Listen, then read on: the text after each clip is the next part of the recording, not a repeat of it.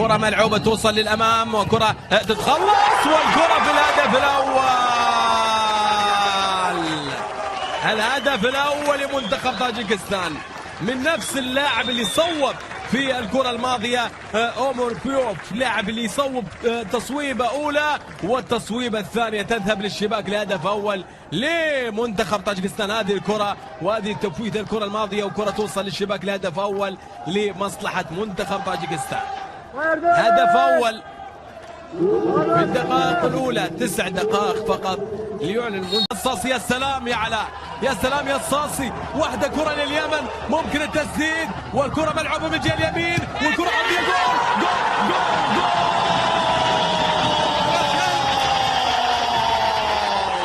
أحمد عبد الله، أحمد عبد الله يسجل هدف التعادل، هدف التعادل.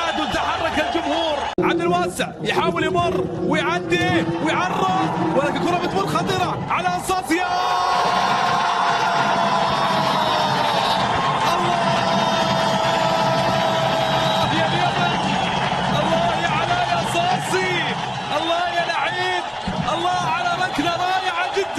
هدف ثاني لليماني، هدف لهذه الجماهير التي كانت تطالب بعلاء الصاصي. ظهر علاء الصاصي في الوقت الجميل جدا يا علاء، لعبة ملعوبة رائعة جدا. عبد الواسع مر عرضها بشكل رائع جدا رغم الظروف ورغم الآلام. هنا يظهر علاء الصاصي بشكل رائع جدا، يضع الكرة في الزاوية الصعبة لحارس المرمى المنتخب الطاجيكي. ثاني الأهداف لمنتخب اليمن. علاء الصاصي لعبها